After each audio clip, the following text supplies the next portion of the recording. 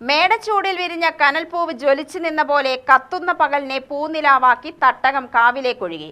96 ദേശങ്ങളുടെ കരുത്തിൽ കുതിരക്കോലങ്ങൾ വാനിലേക്ക് ഉയർന്നു പൊങ്ങി. ദേവിയുടെ ഉറ്റതോഴി മുണ്ടായക്കൊടിച്ചിയും കുതിരകളിയിലെ ഉയരക്കോമൻ പണ്ടാരക്കുതിരയും കാവിലമ്മയുടെ തിരുമുറ്റത്ത് നിറഞ്ഞു കളിച്ചപ്പോൾ അതിരുകളില്ലാത്ത ആവേശപ്പെരുക്കത്തിൽ ആര്യങ്കാവിലെ പൊൻപൂരം മഴവില്ലഴകായി. അതിരാവിലെ ഉഷപൂജയും കൂട്ടുപായസവും കഴിഞ്ഞതോടെ ആര്യങ്കാവിൽ പൂരത്തുടക്കമായി.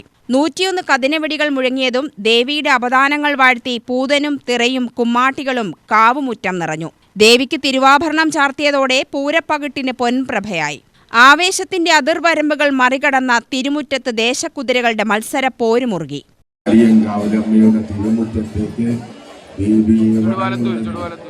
ഉപചാരം ചൊല്ലി പിരിയുന്നതിനും വേണ്ടി ഇപ്പോൾ എത്തിച്ചേർന്നു.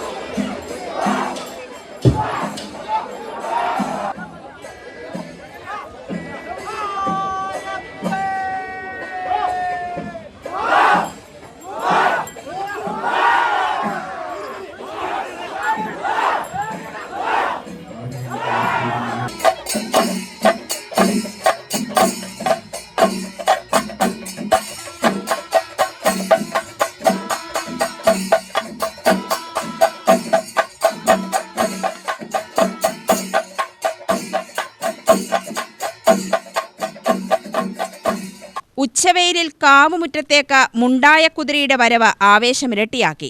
എറുപ്പെ ശിവക്ഷേത്രത്തിൽ നിന്നും പഞ്ചവാദ്യപ്പെരുമയിൽ കാരക്കാട് കവളപ്പാറ കുതിരകൾ കൂടി കാവുമൈതാനം ലക്ഷ്യമിട്ട് പുറപ്പെട്ടതോടെ കുതിരപ്പന്തിയിൽ കളമൊരുങ്ങി.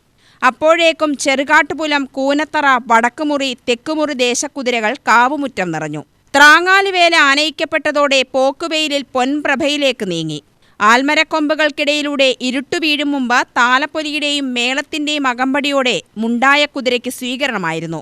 വർണ്ണനിറങ്ങളിൽ ആറാടി ഇണക്കാളകൾ കൂടി എത്തിയതോടെ ആര്യങ്കാവിന്റെ പൂരക്കാഴ്ചകൾക്ക് പൂർണ്ണതയേകി.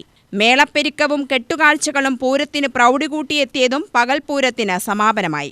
കമ്പം കത്തിക്കലും കരിമരുന്ന് പ്രയോഗവും ആകാശത്തിൽ വർണ്ണവിസ്മയ കാഴ്ചകളൊരുക്കി. നാഗസ്വരവും ഡബിൾ തായമ്പകയും രാത്രിപൂരത്തിന് സ്വരമായി. ഞായറാഴ്ച രാവിലെ ദേശക്കുതിരകൾ ഒരിക്കൽ കൂടി ഭഗവതിയെ തൊഴുത് ഉപചാരം ചൊല്ലി പിരിഞ്ഞതോടെ ആര്യങ്കാവിന്റെ ആവേശപൂരത്തിന് സമാപനമായി. UTV news, Palakkad.